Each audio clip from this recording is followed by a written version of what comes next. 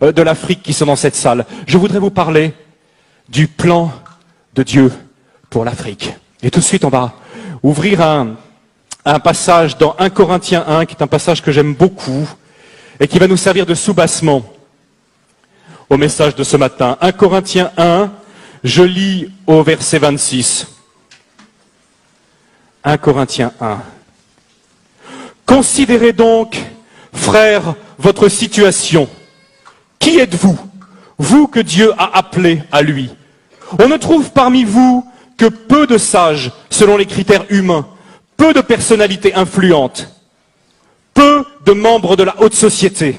Non, Dieu a choisi ce que le monde considère comme une folie pour confondre les sages. Il a choisi ce qui est faible pour couvrir de honte les puissants.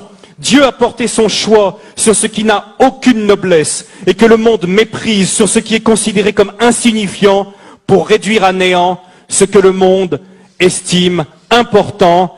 Ainsi, aucune créature ne pourra se glorifier devant Dieu. Amen. La Bible parle de l'Afrique. La Bible parle énormément de l'Afrique et je sais que cette déclaration ce matin va sembler assez étrange parce que souvent nous oublions que la Bible parle de l'Afrique. Nous sommes tentés de l'oublier, d'autant plus que les médias actuels ne portent leur attention sur l'Afrique que pour donner des mauvaises nouvelles. Souvent, l'Afrique, c'est le continent oublié. Il est oublié dans les négociations de l'Organisation mondiale du commerce. Il est oublié lors des grandes alliances stratégiques. Lorsque les puissants de la Terre se réunissent, très très souvent, on ne parle de l'Afrique que pour couvrir ses dettes ou pour venir à son aide. Mais ce n'est absolument pas, frères et sœurs, le message ni l'image que la parole de Dieu nous donne de l'Afrique, ni de la vision de Dieu pour ce continent. Et ce matin, en quelques minutes, je vois déjà la petite horloge là qui égrène ses secondes, mais en quelques minutes, je voudrais vous brosser rapidement un tableau de ce que la Bible dit de l'Afrique. Ça me semble très très important parce que nous sommes une église qui sommes de plus en plus engagés en Afrique.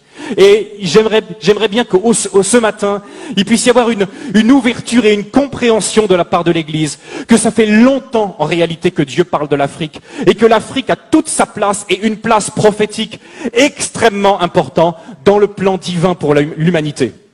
Récemment, à titre d'exemple, j'étais aux États-Unis et je parlais sur ce sujet avec un petit groupe de personnes qui semblaient ignorer complètement que l'Afrique se trouvait dans la Bible.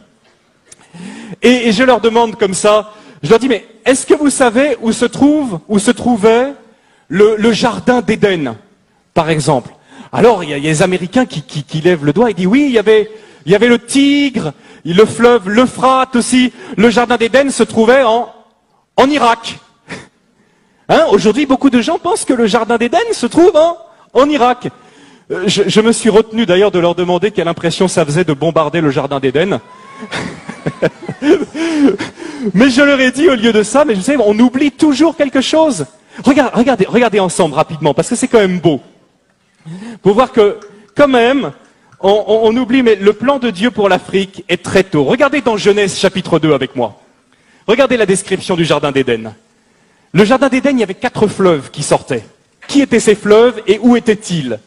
Du pays d'Éden, chapitre 2, Genèse, chapitre 2, verset 10. Du pays d'Éden sortait un fleuve qui arrosait le jardin, et de là, il se divisait en 4 bras. Le premier, c'est le Pishon.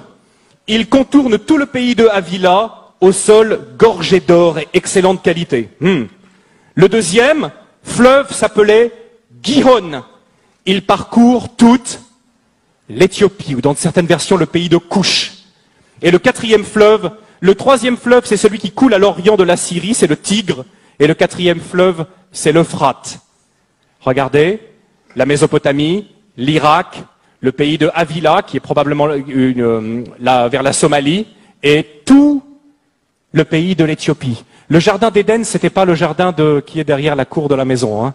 Le jardin d'Éden, c'est un jardin immense qui couvrait plusieurs pays, dont l'Éthiopie. Quels sont les noms qu'on donne à l'Afrique dans la Bible? Les noms qu'on donne à l'Afrique, ce sont Couche, qui veut dire Éthiopie,